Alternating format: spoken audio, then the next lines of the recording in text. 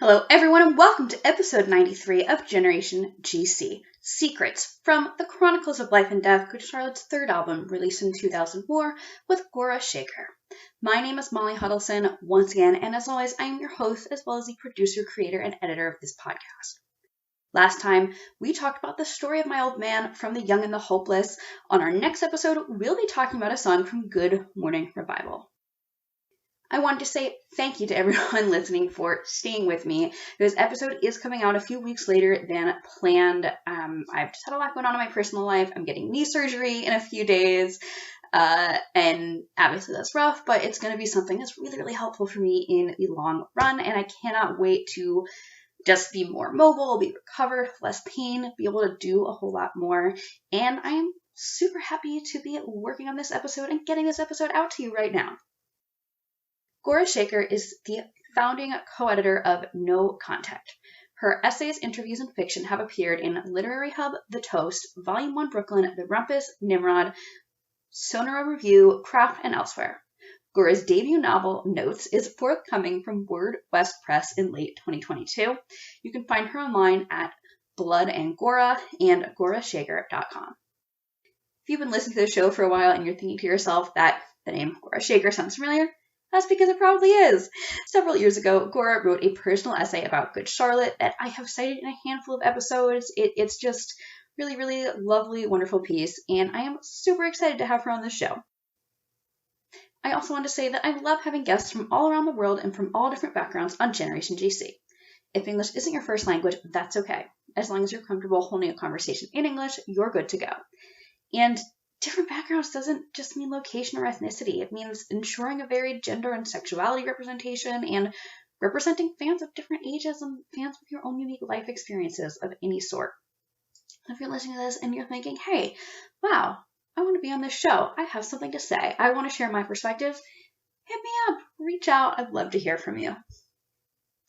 Finally, Generation GC stickers are here. If you do want a sticker, all you've got to do is go to anchor.fm/generationgcpod and click support, and I will send you some stickers. You're going to hit me up over email, that's generationgcpod@gmail.com, or Facebook, Twitter, Instagram, Generation GC Pod, and send me a screenshot of your support of the show as well as your mailing address, and I will send you some stickers.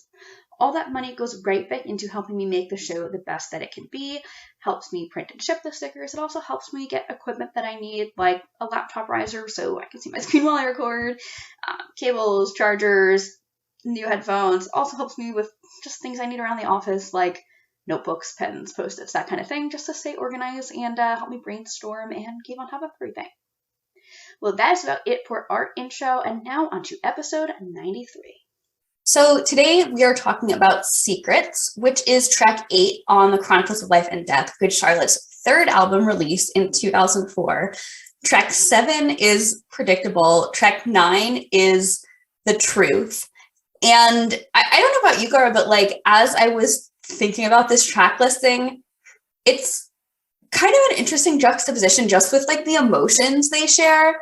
Like Predictable is very like angry, right? And this song is, we'll talk about it more, but I feel like this song is like more like vulnerable and a little more optimistic.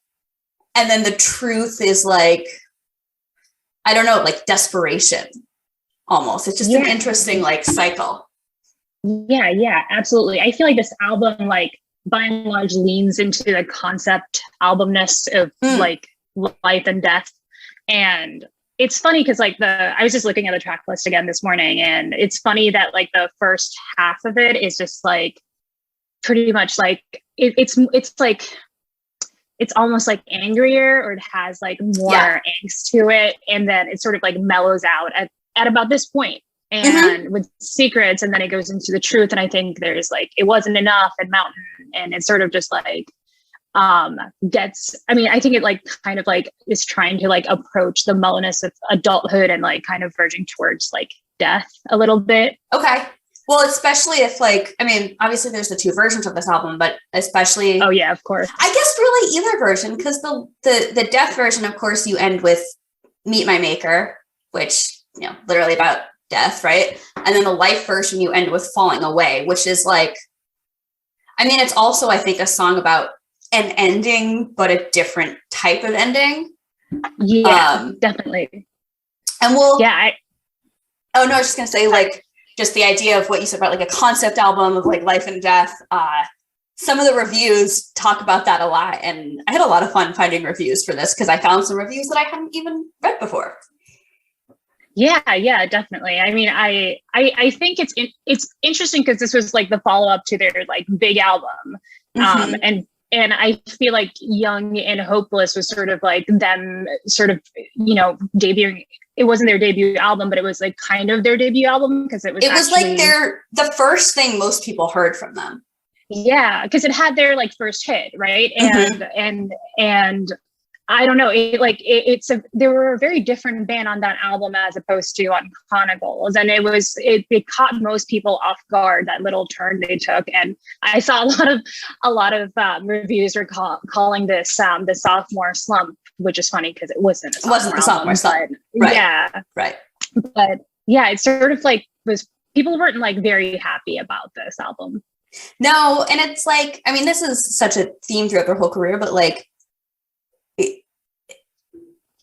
It's kind of like GC could never really do right because they would like take turns and change a little bit with different albums. And then, but it's like whatever they did, people wanted them to do something else.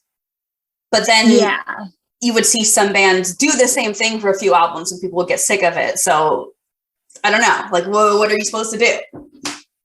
Yeah, and I feel like also the climate was just like changing a lot. I mean, there was a time when like pop punk clearly had this era that like, I mean, I don't think it's as popular as it used to be. It's sort of like branched out a little bit and they're more like subgroups of it. Yeah. But there was a point where that was all that was playing on MTV. And it was, we had like Vans and all this stuff. And there was like a whole like culture surrounding it that just ceases to exist now. And it makes sense that they would like make a turn and like try to cater to something that seemed more popular at the time. And I think they did that with like, I guess like after, or even a little bit with Good Morning Revival. Yeah. Yeah. No, that's a good point for sure. Just, and I think about, I mean, I'm going to limit myself here because I could go on such a rabbit hole, but like, you know, I think about like Olivia Rodrigo, who, you know, a lot of people say has a lot of like emo or pop punk influence, and she totally does, but she's not like a pop punk artist that started as like a DIY band, you know, hitting the road in a van kind of thing. Like she was on a Disney show, right? Yeah. And not to like discredit her creativity or her artistry at all, but she just like the whole background is very different, you know? Yeah, absolutely. And you can hear those trace influences too. I feel like the genre has sort of just kind of saturated a little bit, and it's just like, you can hear it in almost like every like pop song now, I feel like. Well, yeah, like MGK, I mean, Willow, both artists that have worked with Travis Barker a lot. But there's like that differentiation between like that sort of mainstream sort of pop punk stuff and like the bands that are still doing it in the underground. Yeah, totally. Yeah. Well, cool. So a little more about Secrets. I mean, this song was not a single. It was written by Benji and Joel Madden. Per setlist.fm, it was never like officially played live. Obviously, setlist.fm is not always accurate, but I'm kind of like, I feel like this is like a pretty upbeat song. I could see this being pretty fun live, but I don't know. Like, I don't know. It was performed at an AOL session, I think in late 2004 or early 2005. I'm not sure the exact date, but I don't know if those were like something fans could watch, like be in person, or if it was like just a thing that was kind of recorded. This sounds so familiar to me. I feel like I've probably like watched or listened to it sure, back in the day. But yeah, from what I know, I don't think those are open to like a live audience. Yeah. I don't know. We have a lot to talk about with Secrets, Gauraa, but first I want to help our listeners get to know you. And the first question I like to ask everyone is, when did you first hear Good Charlotte and what were your first thoughts on them? I believe I first listened to Good Charlotte somewhere around 2004 or 2005. So right around when this album came out. Sure. I was like 9 or 10 at the time, and I was really into Bop magazine. And at that point, Hilary Duff was dating Joel, and they were like, I feel like the twins were always like the centerfold, like, you know, pin up posters in Bop magazine. And I was like so curious. So I went to the mall, I went to the music store, and I was like, do you have anything by Good Charlotte? And this was like the only CD available. And I like listened to, I had like a Discman at that point, and I was just like listening to it on repeat. I was like obsessed. I thought it was so clever. And I was obviously like this angsty kid, and it was just like fueling me. I think like the singles definitely stood out to me, but also like, I don't know. There's something about, I mean, I feel like at the core, Good Charlotte like almost had that boy band effect on me. Mm-hmm. Like, no, they totally did. And I had, this would have been like fall 2020. I think I had Maria Sherman on, and she's a music journalist. She had just written a book about boy bands, and she agreed. Like, she said she felt like Good Charlotte wasn't like fully a boy band, but that they really had that effect on a lot of people. Oh yeah, absolutely. I mean, they had like, the twins had such chemistry, and even on stage, and I don't know, they were just like, they were very the teeny bopper magazines. Yeah, exactly. And they had that look about them, but even their songs at the core were like pop songs to me. Yeah. Those harmonies and everything. So yeah, they definitely, it was like my first instance of fandom. I was just completely obsessed. I was like daydreaming about like Joel singing all these songs to me. Mm-hmm. Every You was like me. Yeah. And then I saw them live like shortly thereafter. I was like pretty sure on my way to school, and I saw like a poster that Joel and Benji were playing a live session debuting songs of their forthcoming album. And I was like, oh my God, I have to go see this. And it was a Hard Rock Cafe at a mall. Incredible. And it was the weirdest thing. So I was like, Dad, please take me. So it was in like the Hard Rock Cafe, like the restaurant? Oh yeah. Oh my God. I know there's like a Hard Rock Live in Florida. It's like, but wow. I love that. So this was in Jakarta, Indonesia, right. And this mall does not exist anymore. Like malls, I guess, like don't exist anymore. But it was this sort of like it had a stage, and then there was sort of like an upstairs where you like could like drink and eat. And I remember like Tommy Lee played a show there like not that long after. It's such a wild time. But basically, if you bought like a $10 Coke, you could go see this band. All right, Good Charlotte, and so I was just there with my dad, and it was just Benji and Joel like singing songs off Good Morning Revival, which hadn't been out yet. And they debuted like The River, A Beautiful Place, and March On, I believe. And they sang some old songs, and it was like my first like real show. So it was like a magical experience. So I'm realizing now, it would have been, I was either in or just out of college. I went to a show at the Hard Rock in Philly. This band I Call Fives played there. But I'm just curious, like, so you went to this show. Were the other people there like people that wanted to see Good Charlotte, or was it mostly just like people who were at the Hard Rock because they want to go to Hard Rock? Oh, it was definitely people who were there to see Good Charlotte. They had like this massive fan base. Oh my God. And people were like the mall was just like filled with people incredible, coming out to see Good Charlotte. It was really fun. Incredible. I love that. What a time though. Oh my God. No, that sounds incredible. I've heard so many people have shared stories about these various like mall acoustic sets, right? And I'm like, I wish I had gotten to catch one of those. Like, so cool. Magical time. So cool. Well, Gauraa, we had connected. I mean, I reached out to you, I think it was like this February, but I have been familiar with your writing for a while. You wrote this really wonderful essay called Good Charlotte Revival, The Chronicles of a Young and Helpless Love Affair, which I've quoted a bunch of times on the show. And I just want to know a little more. I mean, you're a writer now, and I just want to know a little bit more about, discovering music and GC and other bands in that whole world as a teenager, and like how that relates to, or how that helped you kind of become a writer and start writing.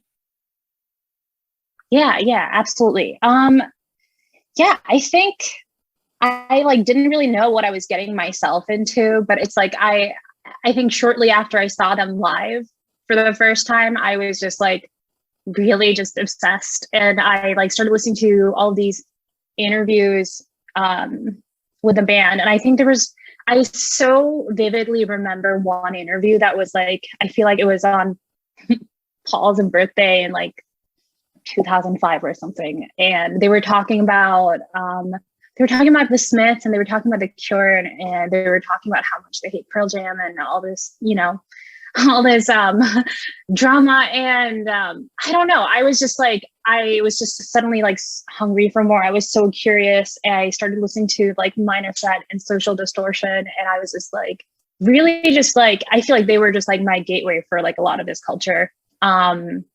And yeah, that curiosity or that sense of community also, like, I feel like there was such a MySpace community at that point, and there was such just like an online community where you could find like, because I grew up in Indonesia, so I didn't know too many people at that point who were listening to Good Charlotte or like pop punk in general.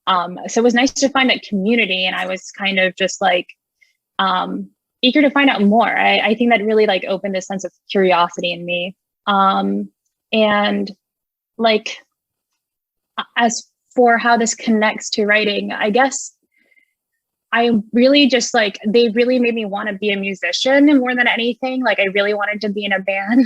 And it's that's sort of like, I remember like Waldorf Worldwide, like listening to it for the first time, and it's just like, yeah, I want to stay up all night and like fuck around and see what I can do, or like make something out of nothing. That whole idea, like as like a 10-year-old, really excited me. And I guess it's just like, this is it. I found my calling. I don't know what it means, but yeah. So I guess I started writing about music almost by accident. And after that, I was just like, I guess this is just what I'm doing now. Yeah. So, yeah. But I think that enthusiasm from like fandom definitely carried over into writing. And I always like aim to capture the same intensity that I feel when I'm listening to a really good band for the first time, or like for the 100th time. Yeah. No, I love what you say about enthusiasm. And I think like, I have a somewhat similar story to you of how I got into like, music journalism and everything, that I also wanted to be a musician. And then I found myself writing about the songs I wanted to write more than I found myself actually writing songs. But I like what you said about enthusiasm, and I have this whole theory, and I'm curious, like I've mentioned it to a couple other people I've had on the show that are writers, but I'm curious what you think. But I have this whole theory that like, we both know there was a period of time where like, I really, for a lot of Good Charlotte's career, there was a lot of negative reviews. And as we were just talking about a few minutes ago, I kind of have this theory that like part of the reason over time with a more recent album, Good Charlotte's gotten better reviews, is that the people who were fans in, the early days of the band are now old enough to be writers, to be the critics. Yeah, I think that's true. And I feel like, I think this is true, just not even with Good Charlotte, but like music criticism all around. I mean, I was just, there's this album I really like called More Adventurous by Rilo Kiley. I don't know if you're familiar with it. But it's just like all of like the criticism around it is just like calling the lead singer like very like kind of like synonyms for sexy, and just sort of not really talking about the music itself. And it just feels very like, it just feels like music, like male music critics kind of on an ego trip. And I feel like a lot of that sort of like criticism can be qualified as that. And it's I think what's changed is we have more like women in music criticism. And I think that helps a lot. And there's that, obviously there's like the poptivism movement where like it's now more socially acceptable to listen to pop music than it used to be. And there was like this standard of what is good music, and anything other than that wasn't cool, was looked down upon. Well, I mean, one artist that comes to mind for me is Taylor Swift, which like definitely still gets a lot of hate, but like I will say I feel like in recent years there's been a lot more like appreciation for her talent, and a lot more really positive reviews of, you know, Folklore, Evermore, and really positive feedback to the Taylor's version re-records. And I mean, there's definitely something to be said about kind of it's like becoming cool to like pop, but also you had a very good point that there are just more female music critics now than there were, you know, 10, 15, 20 years ago. Yeah, absolutely. And I think I feel like criticism itself isn't as stiff-shouldered anymore. You're allowed to like have more opinions and like not sort of adhere to like this standard that is being upheld by, I don't know, the male critics of our generation, so to speak. Yeah. Well, it's like the male critics, not every male critic, but there's like a certain, I think, flavor of male critic that I say male because generally the people with this attitude are male. That definitely kind of think they are right and that their opinion is right, but really they're just as subjective and biased as others. They just are so convinced that they're right that they don't see how biased they are, I think. Oh yeah, absolutely. There's a lot of like posturing going on, I think. That's a good word for it. Yeah. Well, I want to ask about No Contact, which is this outlet you started. I mean, you had essays published, just to name a few: Literary Hub, The Toast, Volume 1, Brooklyn. So you have this outlet, No Contact, and I want to know more about starting that and just about like connecting with some of the other writers that have contributed. Totally. Yeah. So my husband and I started No Contact in April 2020, like pretty much right after the pandemic hit New York. Right. Okay. And so basically like we met in grad school. My husband and I, we were studying writing together, and basically overnight, like classes were canceled, the streets were deserted, and like we couldn't really leave our apartment or like see anyone. And like we were just like very restless, and we're pretty social people. We were accustomed to having friends over and like listening to records together and just like kind of having conversations about writing and art. Yeah. And less pretentious things too. But yeah, so we were just like really restless. We didn't know what to do. So we like sort of were like, what if we always flirted with the idea of starting a magazine. So we were like, what if we start a literary magazine? And we started like brainstorming names, and this kind of No Contact made sense for the moment that we were in. And so we were like, we just like asked our friends in grad school to basically like send us their shit. And we were also working for Columbia Journal at that point. So we had some writers we were working with, and I used to work in the music industry before that. So I kind of like, we were just pooling in contacts of people who we knew were good writers. And we compiled the first 3 issues, just reaching out to people we liked. And after that, we kind of opened to general submissions. So now people can just send us their work. And I think we get like 30 to 40 submissions like every other day. That's so cool. That's so great. Yeah, it's awesome. I really love doing it. It definitely like helped us stay sane through the pandemic. Look, I started this podcast, like, I mean, I had the idea right before lockdown, and then like 3 days after lockdown hit, I was like, all right, I'm getting to work on this. Like, hell yeah, that's awesome. Yeah. Well, the last question I want to ask you before we dive deep into secrets is about your novel called Notes that is coming out, I think, later this year. All I've really seen about it is that it's told via the Notes app. Your publisher called it, I think this on Twitter, said it was funny, daring, and unlike anything we've ever read. What else can you share about it? Yeah, it is told entirely through the Notes app, and it's sort of about the fear of being alone and sort of like shuffling through toxic relationships and like recognizing patterns, but not like refusing to break them. Mm-hmm. And I was really interested in the idea of like writing without an audience, because like the Notes app is notes that you take for yourself. And I was kind of curious to see how that would play out, but I kind of learned that it's really impossible to write without an audience, and the audience is yourself. And that sort of kind of plays into the idea of learning to be alone. Yeah. I like that. I mean, I like what you said, the audience is yourself, because like whether you're writing in a journal or I've used my Notes app. If I'm like anxious about something, I will like kind of like journal and be like, try to work through my thoughts in the Notes app, because that's what's there with me. But it is like, it's for my eyes, right? It's not for no one. It's like, so I can see and I can kind of process.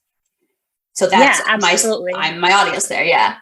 Cool. Yeah. And it's sort of the idea that like, I don't know if you do this, but like before I send like a text to someone, I'm going to like go to my Notes app and like write down all those things and then cross it out. And I go through like several drafts before I like send it to someone. So all of that kind of made it into the book. Oh yeah, no, absolutely. Like I'm definitely better about it now, but you know, I had people in my life a few years ago that did not treat me the way I want to be treated. And that would cause a lot of like spiraling and ruminating. And there would be like drafts and drafts and drafts and drafts of like what I was going to text them. Oh yeah. Yeah. Yep. Oh my God. No, I love this. I can't wait to read this. This is so exciting. I hope you like it. I'm sure I will. Well, let's get into Secrets. It's the song of the hour. So we connected. I mean, it was like January, February. And I'm super happy to be talking to you. Why did you want to talk about Secrets in particular? So yeah, it's off like my first Good Charlotte album, I guess. It's definitely a place of nostalgia for me. And yeah, I think I like distinctly remember like tweeting. I had Twitter when I was way too young to have Twitter, and I would just tweet at the band. It's so embarrassing. And I was like, I love this song. You guys are so cool. And they replied to me and were like, I think it was Benji who like replied to me. It's like, this is one of our favorites too. And like, we're so glad you like it. It means a lot to us. And I was like, this is so cool. But yeah, it's like kind of the perfect song if you are like 10 and going through your like emo phase and you are mad at everyone, and you can just like put on your. That's kind of like the age, I think, like, you know, preteen, it's kind of the age where I think you start to really realize that you're an individual outside of like your parents' child. And oh yeah, you start to just experience a lot of emotions. I mean, part of it obviously just being hormonal and puberty, but like you just experience a lot of emotions and have a lot of new like social experiences too, that also contribute to new emotions. Oh yeah, absolutely. And this album's so dramatic. It's so dramatic. And this song in particular is just so dramatic. It's like that visual of like dancing in the rain. It's just like, I think I was just like kind of swooning all over this song. Yeah. And it's also like, it's a hopeful song. And I think it's like, it has that angry guitar, but it's also like hopeful. Yeah. And I think that like, it's very cathartic, I guess, if you're a kid and wanting to kind of like step out. Something I think about with this album. So I'm 30 years old now. I would have like recently turned 13 when this album came out. And obviously I was like extremely, you know, angsty, right? Like I was 13. I just discovered black eyeliner, right? But at the time, like all I kind of could think about was like, oh, well, Good Charlotte, like they're older than me. They're adults, they're grown-ups. But now I look back and I'm like, wow, they were like, you know what, 24, probably when they recorded this album. They probably would have been 25 when it came out. And now I'm kind of like, wow, like on the one hand, like some of these feelings they express feel so like youth, like teenagery, like that angst. But on the other hand, I'm like, no, some of this is like real dark, and like 24 as a 30-year-old, I'm like, wow, 24 seems so young. 24 is pretty young. It's weird to like go through that. I feel like I go through that all the time when I do the math, because I remember when I was listening to them when I was 11, like doing the math and the age difference and being like, okay, he's 17 years older than me, or something like that. I don't even remember anymore. But yeah, it's just so weird. They were really young, and they were so much younger. How old were they when their debut album came out? So it would have been fall of 2000. So the twins would have been 21 when it came out. Yeah, but they probably were, 20 when they were recording a lot of it. Right. Yeah. They're so young. But yeah, I mean, I feel like Secrets and a lot of the latter half of this album kind of like hold on to the themes more than like a core narrative. If that makes sense. I feel like they're very like this and the truth. Like they're focusing on sort of completing this cycle of life and death rather than I'm trying to think of rather than like a moment of a story, kind of. Yeah, like We Believe has a full narrative, right? Like right. There's a son, there's a funeral. I don't know. This song, I mean, and as I was going to bring up, okay, what is the song about? What does it mean? But I think you have a good point that it doesn't really have like a narrative in the sense that it's telling a story. Yeah, but it shows an emotion, but it's not so much a story. I feel like it's more a mood rather than anything. I feel like the sort of like arrangement does so much for the song. It's like such a big feeling. Yeah. And it kind of, it strangely reminds me of Hold On a little bit, or I feel like it's trying to do the same thing as Hold On in the sense that it's like saying, I'll rip out my insides and leave them on display. And together we can dance in the rain and like face the past and fight again. Sort of thing. Yeah. And I want to ask in a second kind of what your kind of interpretation of this is a little bit more, but one song that comes to mind as we talk about how this song doesn't have much of like a narrative so much. Do you know the song This Must Be the Place by Talking Heads?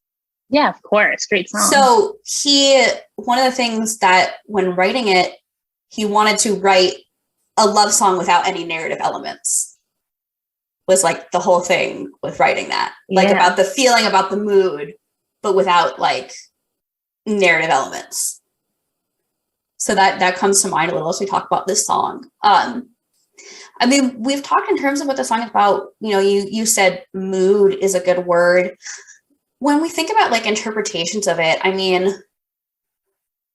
pretty directly, I think the narrator is kind of saying, all right, everybody has secrets. Nobody shares everything, but maybe having secrets is okay. But I don't know. Do you get like a positive mood out of this, or more of a like, no, like I have dark secrets and I'm never going to share them with anybody? I think it's doing both, but I think it's like trying to inspire hope, if that makes sense. Okay. Like they're like, everybody has skeletons that they hide, but it's also saying we'll wake up and fight again. I think that's like a hopeful message. And I think it's like almost aggressively hopeful. Aggressively hopeful. That's a good way to put it. I like the line there's the line that, I'll rip out my insides and leave them on display for you tonight. And I wonder with that, like, is this the narrator of this song? Is this person like having some kind of a revelation about, oh, it's okay to share my secrets because maybe for the first time they've met someone they want to share them with? Yeah. I mean, I think it is about like vulnerability, right? Like, or like sharing the past or whatever you're trying to, or those secrets with, with someone else. And I think it kind of makes perfect sense for this to flow into the truth because of that almost. That's a good point. That's a really good point. Yeah. Yeah. Because I think, I mean, that's the point with the album, right? Like every song like is supposed to like make sense flowing into the next. Okay. No, I like that. I mean, let me see if I'm like just, understanding what you're trying to say, but I'm getting something about like this song is showing like, oh wow, like I've met maybe I've met someone that has like made it feel okay to share my secrets, and I feel like I'm realizing vulnerability is like okay, vulnerability is good, and then the truth is kind of like, all right, well, I'm going to be vulnerable again, and I just want you to be vulnerable in return. Yeah. I think that's it. Yeah. Yeah. From my, I guess, my interpretation of it, at least. Yeah. Have you watched or heard much of Brené Brown? No, I haven't. She's like, I guess she's a psychologist, but she's really well known for her work on vulnerability. So she's very known for that. Something I want to touch on with this song, like where do you think this song fits, like genre wise? Like, is it emo? Like we talked about angst a lot, but like, is this emo? Is this punk? Is this pop punk? I mean, I have my thoughts, but like, I'm really curious what you think, where this song fits.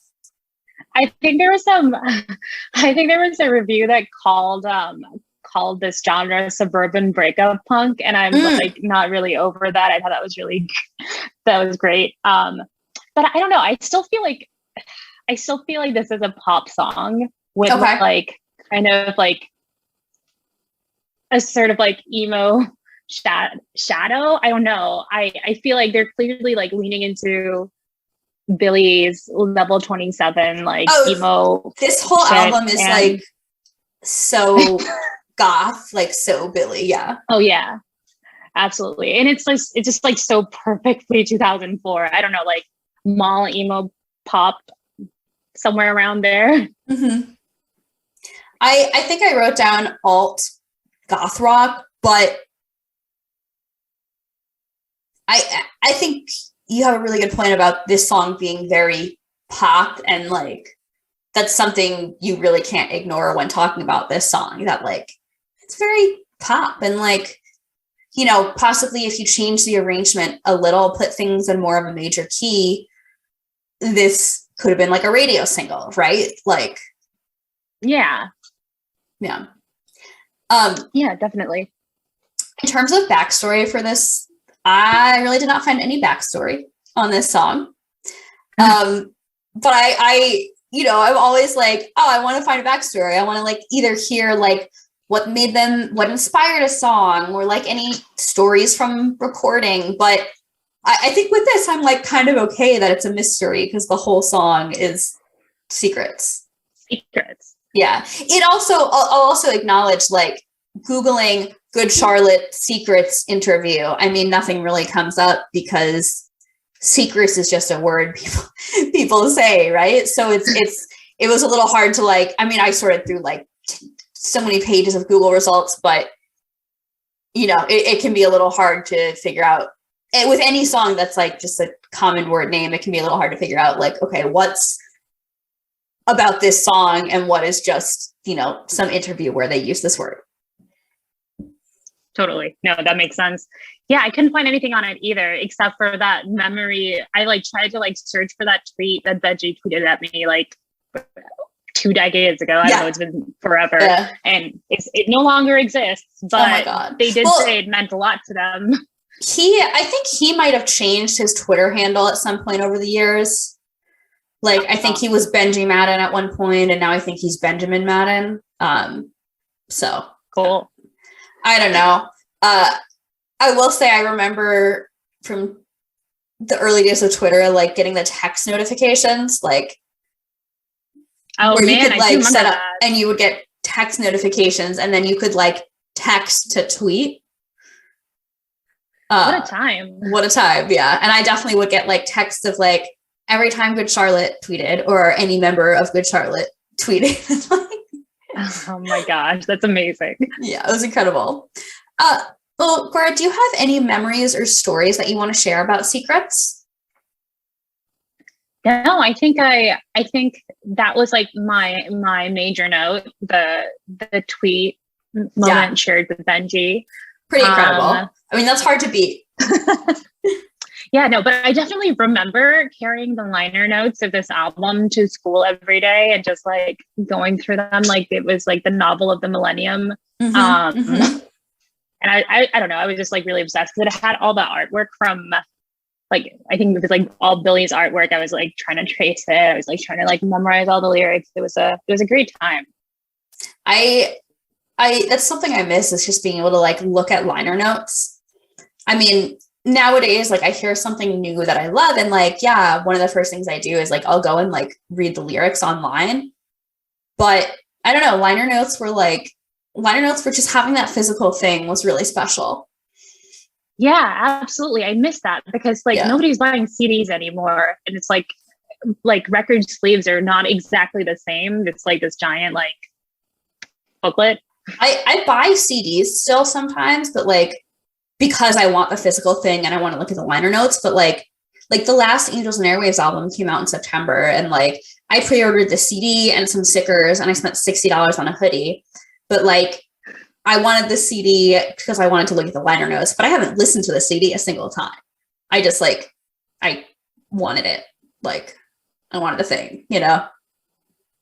Hey, you never know. I feel like they might just make a comeback at some point because like there's something about a physical object that is like so great. Yeah. That like I feel like streaming can never just like compare to. No, and it's like ownership, because like if someone were to take an album off streaming, like the Madden Brothers album is not on streaming. Yeah, I noticed that. I was very, very disappointed because I really like that album a lot. It's on, you can find it on YouTube, but I don't know if it's like an official upload.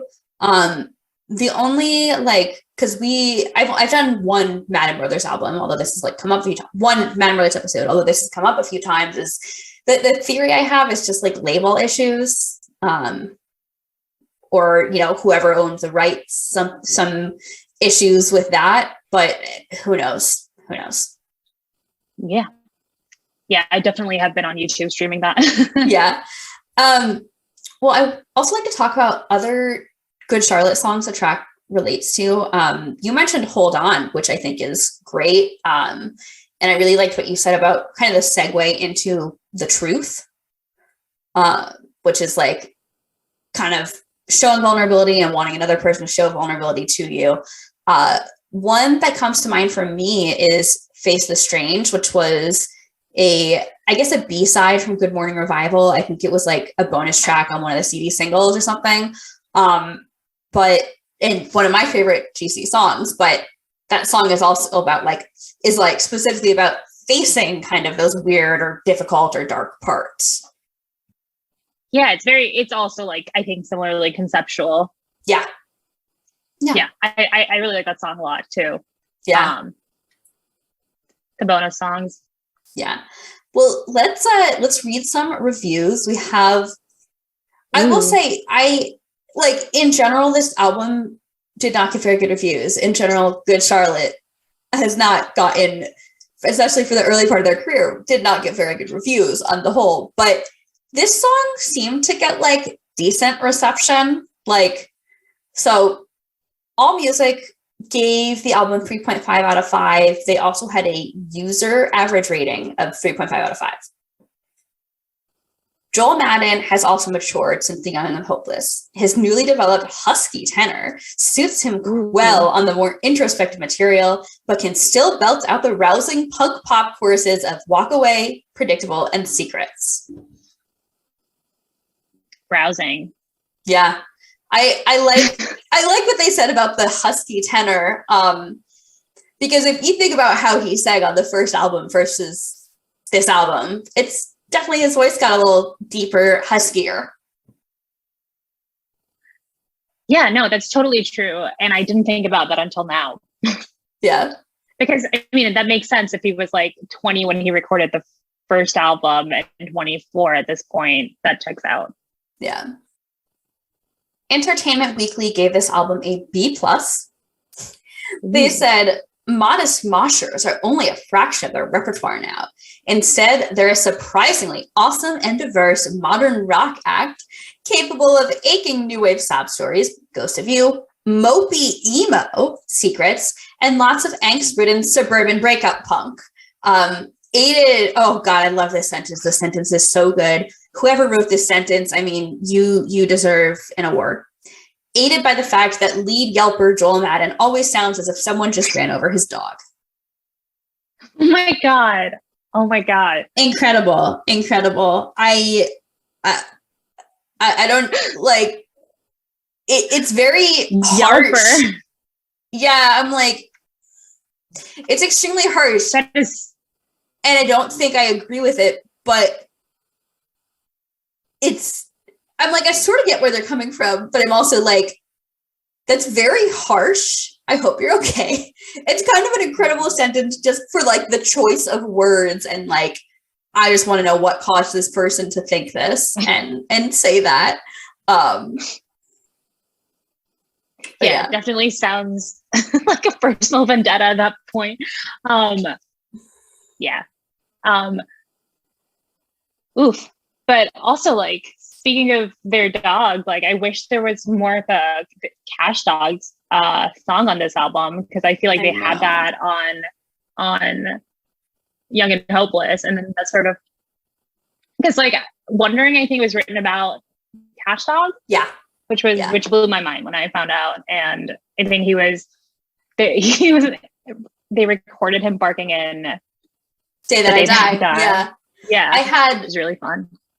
I had Jesse Cannon on to talk about Wondering, and he was like, he said that Wondering, he was like, this is like stoner guy dog thoughts. Oh yeah, absolutely.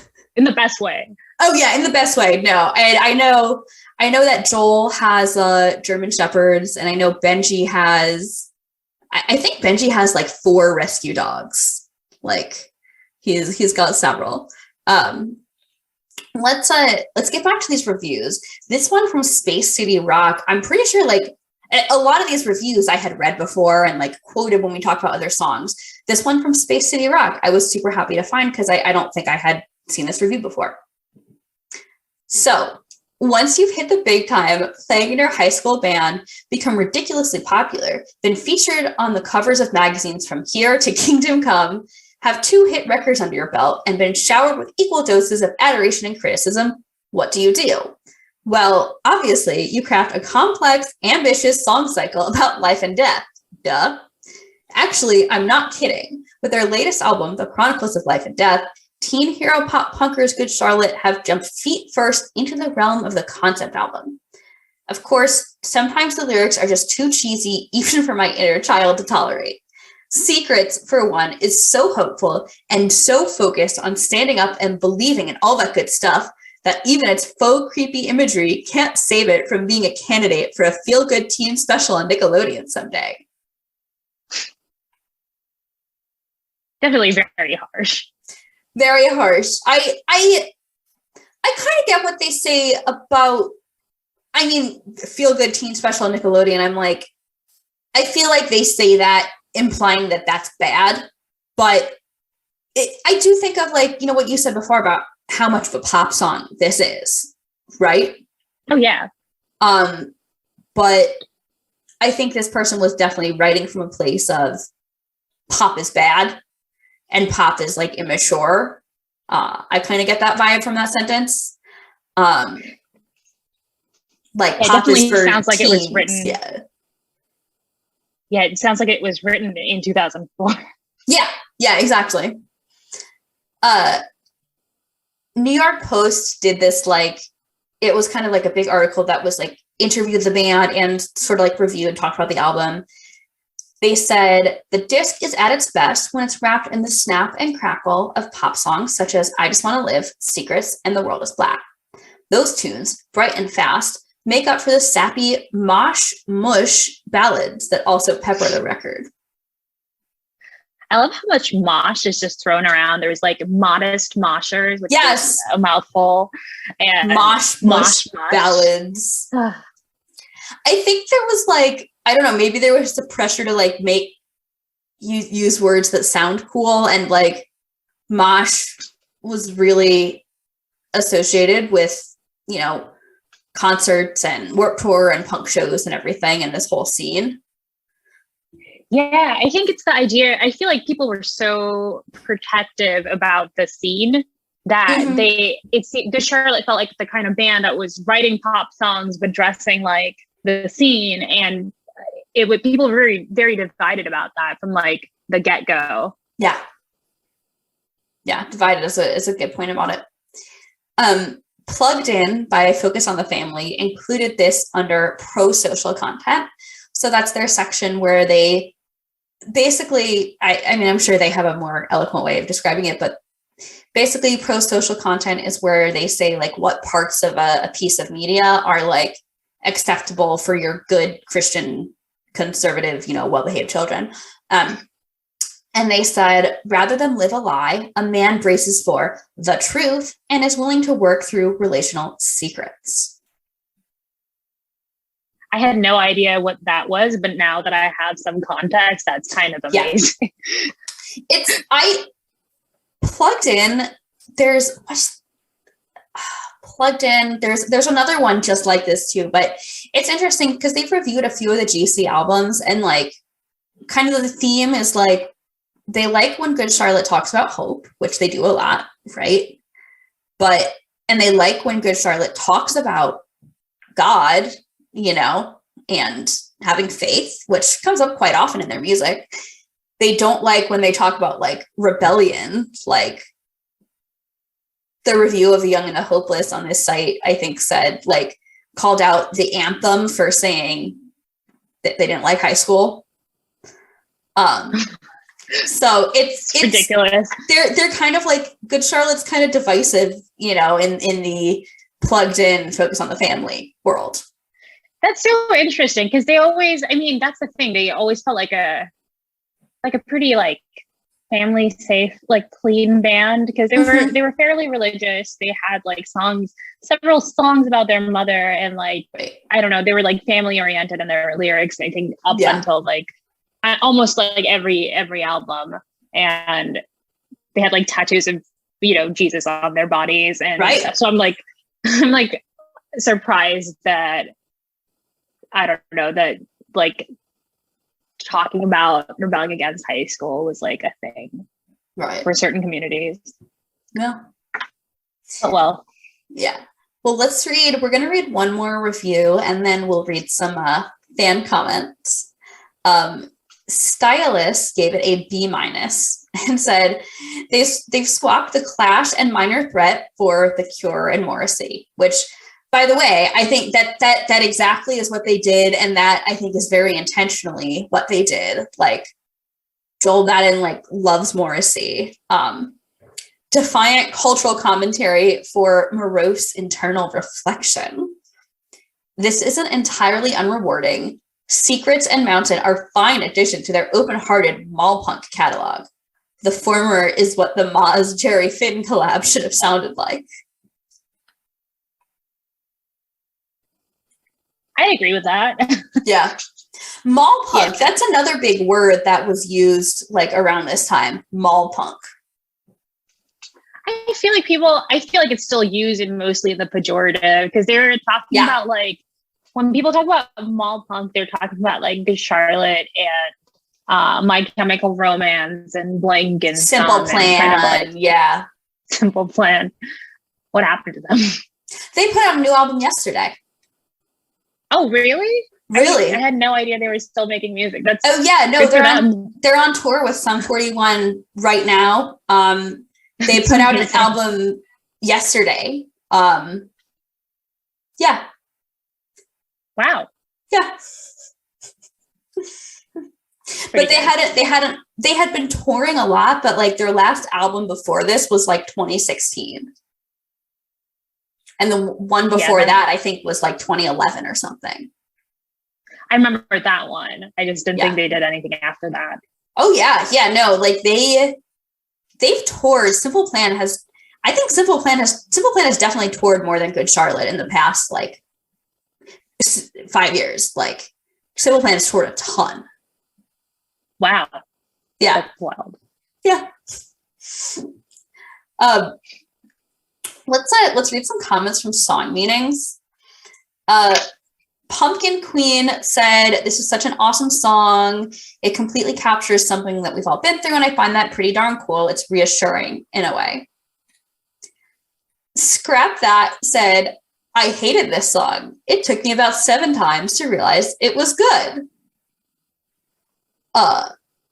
Broken said, "I think it's about being yourself and being open, which I find very hard to do." Sick of Alone said, "I think that it is saying that we keep our secrets inside to keep from the pain that the secrets will put us through if anyone knows, but it says that they have decided to face the pain and fight again." And then Fallen Leaves said, "Nobody wants to embarrass themselves in front of anyone else, so they hide their dirty little secrets away. Anywho, I don't really like this song a whole lot. I'm not entirely sure why." I will say there was a lot of fighting in the comments on songmeetings.com for this one. Like a lot of people, because there were like some people that said, "Oh, Joel is so hot, Benji's so hot." And then a lot of people would like criticize, like, "Why are you talking about how hot they are?" And then other people would, you know, kind of clap back like, "Oh, well, who cares? Like people can say whatever they want." Like there's a lot of that when I was looking through the comments for this song. Oh man, I missed the internet like 18 years ago. Mm-hmm.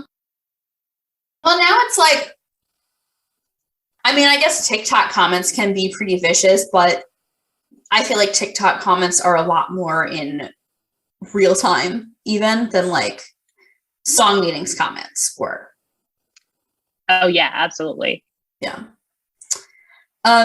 So we'll read some YouTube comments on a fan upload by BETD23. Challenger said, "Don't cry. The music is beautiful. Embrace it. It helped me get through problems I thought were massive at the time. I wish songs could help me get better as easily as they used to and as well as this band's music did. Enjoy and have an awesome life." I kind of think this person is like 18, like max like 18, and is like, you know, I had a really tough time when I was like 14, but like I got through it. I got better, and like I'm 18 and I'm old and wise now. That's the vibe I get. I mean, look, I have no idea. I don't know who this person is, but I just say like that's the kind of thing I would have written when I was like 18 and thought I was like old and wise and experienced. Oh yeah, absolutely. Yeah.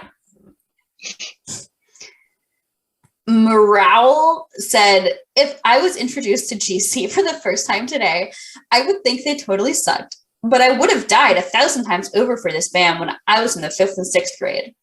Currently listening to the entire Chronicles of Life and Death album while I fall asleep."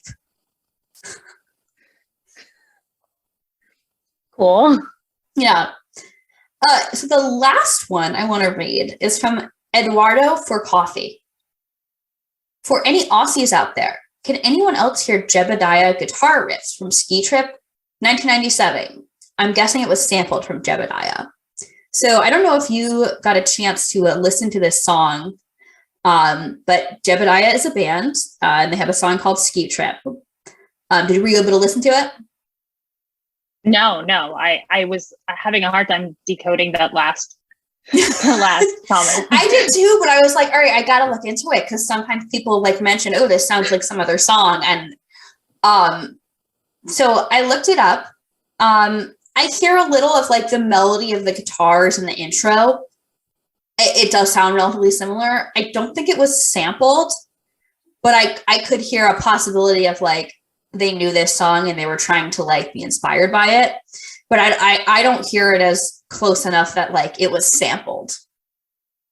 Okay, I have to give it a listen. I was certain that comment was spam, but I was no, like, let me look into it. Let me see what it is.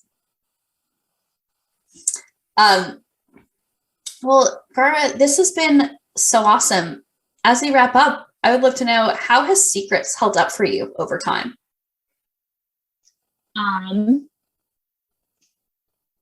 When I was younger, it helped me get through. No, I'm just kidding. I don't know if it has the same magic for me as it did when I listened to it the first time, but it definitely makes me feel so nostalgic, and I'll definitely be listening to Chronicles of Life and Death as I fall asleep tonight. Yes. Amazing. Well, what has Good Charlotte meant to you over the years, and how has that changed?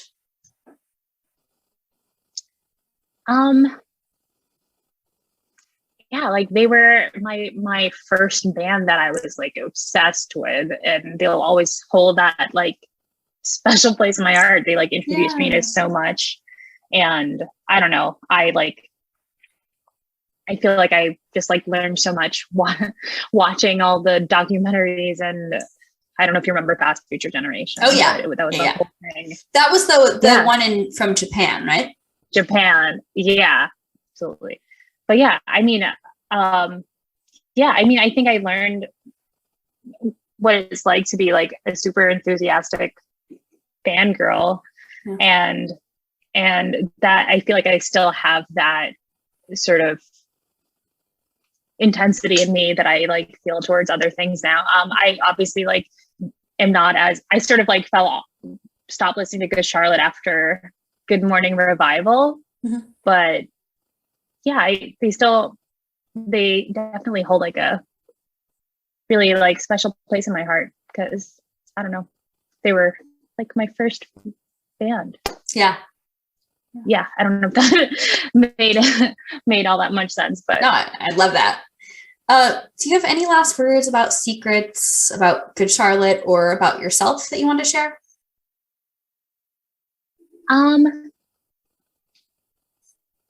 Not in particular. All right. Well, Gauraa, as we wrap up, 2 more questions for you. The first is, so I have a Generation GC and Friends Spotify playlist. So I include the song that we talk about, as well as, honestly, I'll probably put This Must Be the Place, because we talked about that a little bit. But what's something you'd like to recommend to our listeners? I mean, anything you've been listening to lately that's not Good Charlotte. That's not Good Charlotte?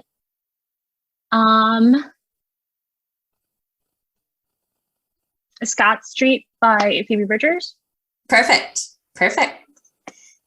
And thank you again for coming on the show. Where can people keep up with you? Do you want to share your website or social media? Yeah, of course. And thank you for having me. My socials are at Blood and Gauraa, and my website is GauraaShekhar.com. Perfect. Gauraa, thank you again so much for coming on this show. Listeners, thank you for tuning in.